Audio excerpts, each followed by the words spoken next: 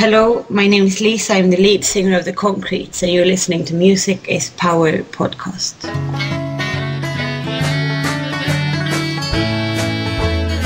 Joining me here today in Music is Power podcast is Lisa from the lead singer of Concretes. Hello, Lisa.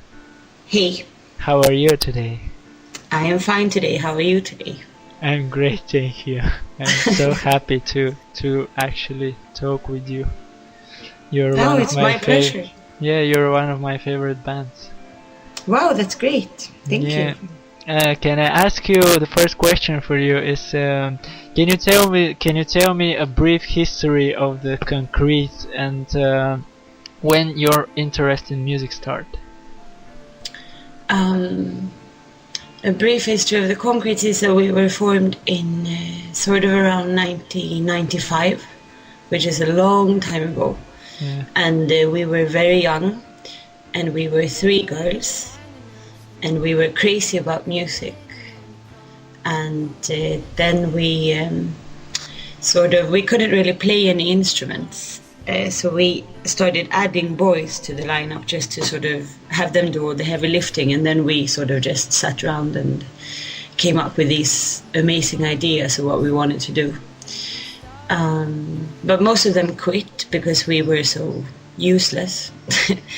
And then after a while we got a little bit better, and we found boys that were a bit more patient. And then one day we were 8 people, and we have been ever since, and we've recorded 3 albums. Yeah, sorry.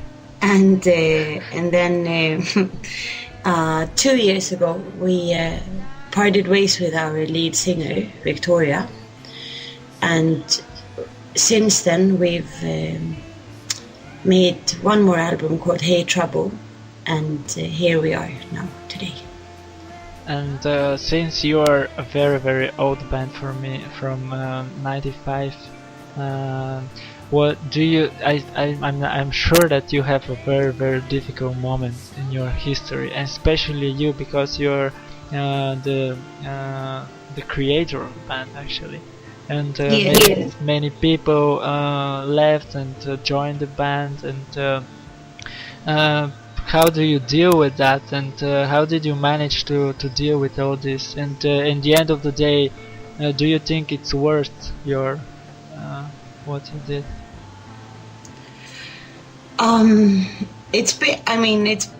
It's quite a ride. I think if they were to do one of those like behind the scenes documentaries for VH1 or something, we would be perfect, because it's been very dramatic, and and we've had some quite dark times. But I think the first couple of years you decide whether you want it to be worth it or not, and then after a while it becomes worth it because you put in so much like time and love into it.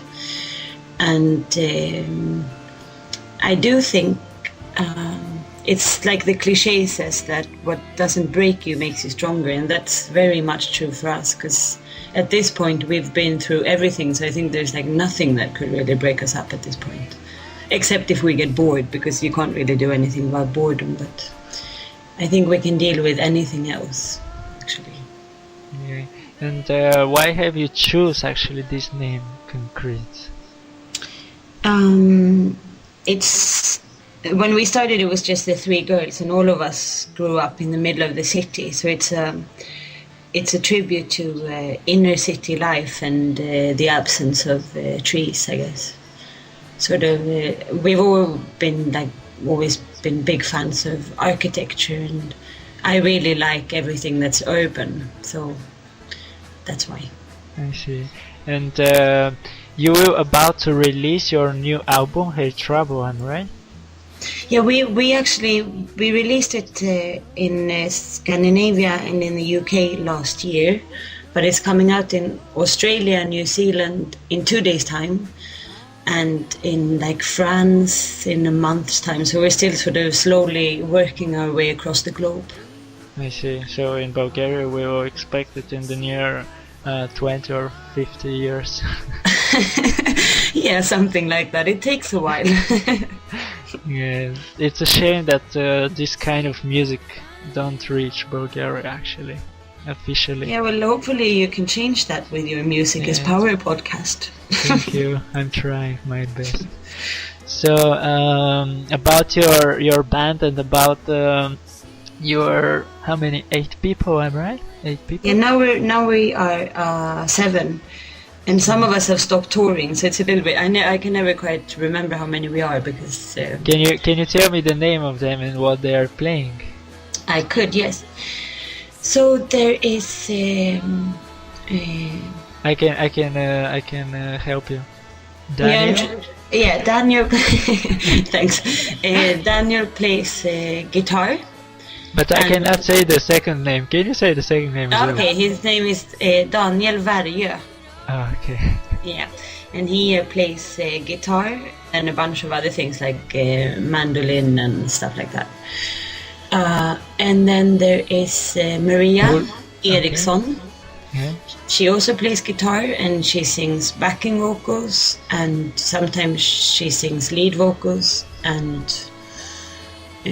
yeah, that's it. And then there is Martin Hansson, and he plays bass. And there is Per Nyström, and he plays keyboards and organs and piano and glockenspiel and stuff like that. And then there is Ludwig Rolander, and he plays piano and flute and saxophone and guitar, and then there is who else? Oh yeah, there is our newest member. First we have Ulrik Karlsson, and he plays trumpet and piano and flygelhorn and things like that. And then the newest member is Dante Kinnunen, and he is our new drummer, so he's the new me, my mini-me. Yeah, But because you're the drummer of the band, right? Yeah, I've always been the drummer, and then a couple of years ago I started singing some of the songs, but still drumming as well. And then with the new album, Hey Trouble, I played all the drums on the record, and then I sing. But live, I obviously don't do both. So then we got a new drummer in, and then he is fantastic. And then there's me, and I sing and play drums and play. Lisa Milberg, correct? Lisa Milberg, that's correct. Okay. And I play a little bit of everything as well, or not everything, but I play a little bit of. I play drums and I sing and play piano and stuff like that. And how do you manage, because you're 7 people, and how do you manage to organize yourself, and who is actually writing the lyrics and the music, and what's your organization? Are you a democratic band? That's my favorite question. We have been a very democratic band, and we still are, but when we formed, it meant that all the decisions took absolutely forever. But now people don't get involved so much. Some people just trust the rest of us. So I think there's a few of us making most of the decisions, but everyone has a vote and everyone has the right to say no to something if they don't want to.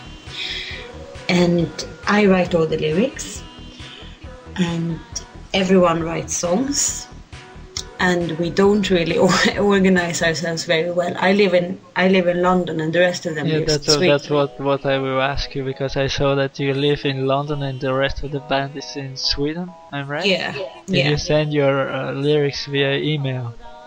Yeah. Yeah, we send the songs back and forth via Skype actually. So. Oh yeah. And it's. That's very future band you are. Yeah, very modern. Yeah. But I think it's good because it means that we can't rehearse so much, and rehearsing is quite boring, I think. So it's good because we have to find other ways to get the work done. And can I ask you why have you moved to London? I moved. Sorry, I'm sitting by my window and I'm watching the tiniest bird I've ever seen. Yeah. It's very, very small. And no, I moved to London because I've lived in Stockholm my entire life, and I woke up one day very bored, so I had to In move. Stockholm, you woke up bored. I can't Yeah. believe there's But now, such a great music there. Yeah, no, it is a fabulous city, but I've been there my entire life, so I needed to do something else. And now I absolutely love being in London because it's not as cold. It rains more, but it's not as cold. And then we have those very small birds, and then I go to shows probably at least 3 times every week. I go to shows, so that's great. Wow, that's great. Yeah. So you're enjoying the London music culture. Oh yeah, very much. And also, even if I didn't like the London music, all the bands come by here when they're touring, so that's I good. see. Yeah. And do you consider yourself as as a band, a famous one, a major band? Because actually, if I want to be honest with you, I hear you through to the Yahoo Music website. Yeah. You were there, and that's Yahoo. It's like a major website. Ah, okay. And Yeah, I didn't know that. do you consider yourself as a famous band? Because even in Bulgaria, everyone knows you. Not everyone, but people that is listening to that kind of music know you. That's good. I don't know. I don't really think about. I don't think of us as a famous band, but I have noticed that a lot of people know us by name, at least. But I don't really think about it all that much. Sometimes we went and played. You don't care about it, right? No, I can't say I do. I mean, it's good if we're famous because that means that we can sell a lot of records and make money. But it's not something I think about that way, really. And because of your famousness, actually, I think when someone say indie pop music, the first band they think of is the Concretes. Really? Wow, that's great. Yeah, I think so. Do you think yourself as an indie genre of music? On what kind of genre do you think you are? I just think of us as pop music, I think. But it's weird with indie because it doesn't mean. It's supposed to mean independent, and we're very much independent now, but we were on a major label before, so I suppose we were indie and then we weren't, and now we are. But if you think of it as just a type of music, then sure, I guess we're not very commercial, so if that makes us indie, then yeah. So you've been in a major label, and what do you think about it? I mean, do you prefer to be in the major label or in the indie label?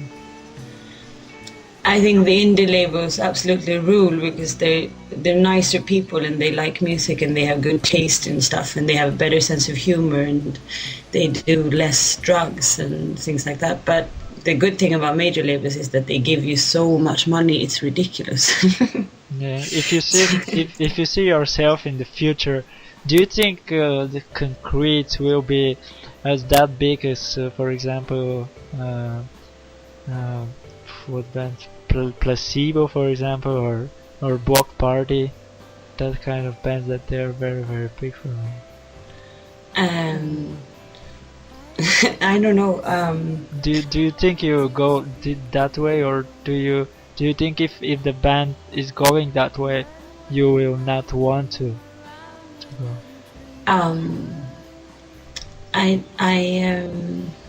God, I don't know. I don't think about these things really.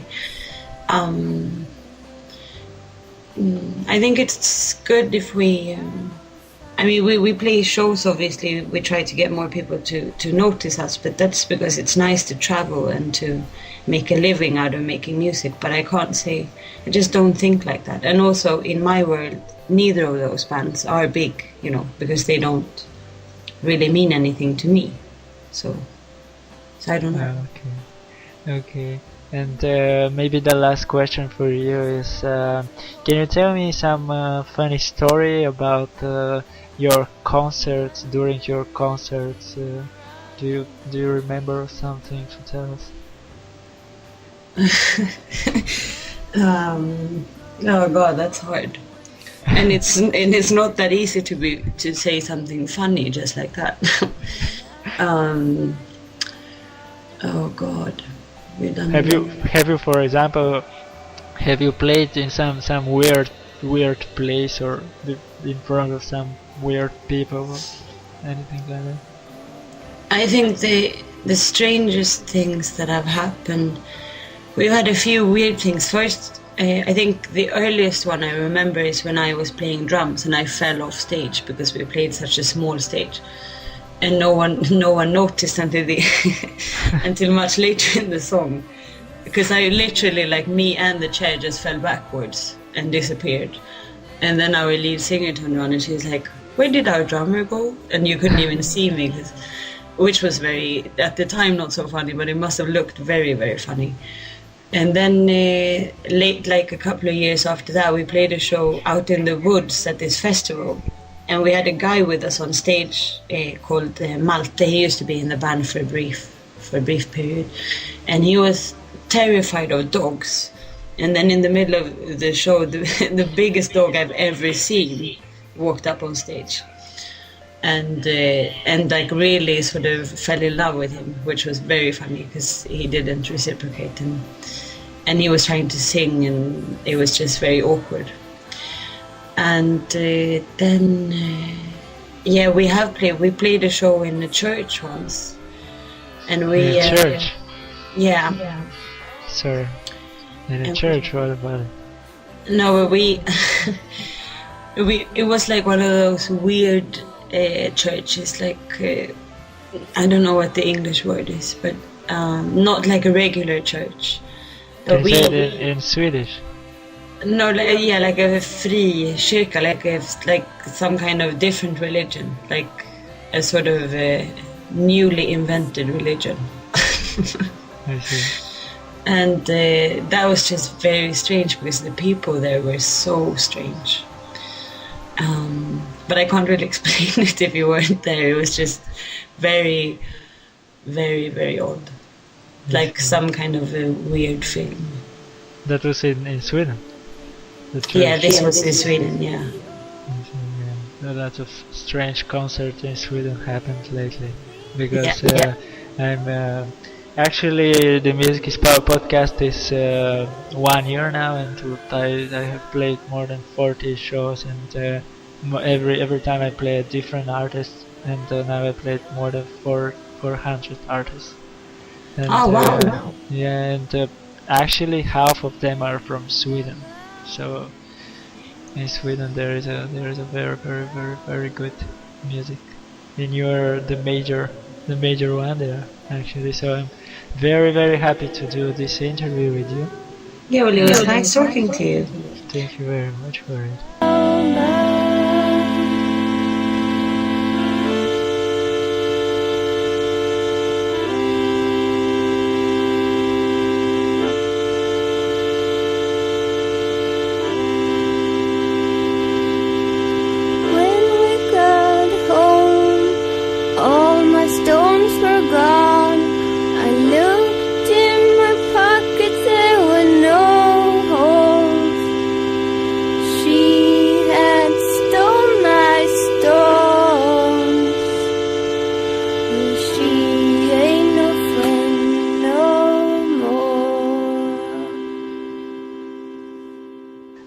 The Cardigans?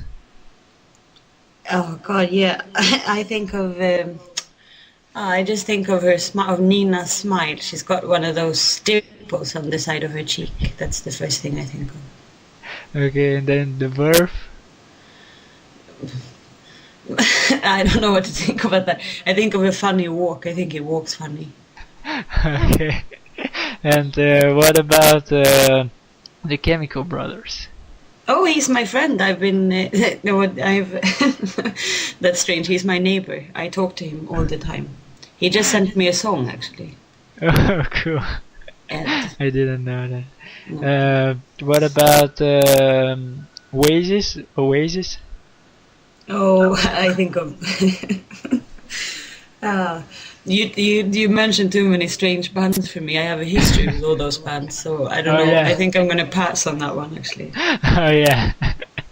Okay, okay. So you know them all in person. Yes, I kind of yeah. I can't talk. I don't want to talk about them. Okay, okay. Sorry about it. What about placebo? Do you know placebo? No, I don't know anything about placebo. I just think about taking a pill and finding out that the pill was nothing. And Ladytron? Ladytron, yeah, I know. I don't think anything. I think of black hair. Okay. And last band for you is the Concretes. Oh, yeah. I think of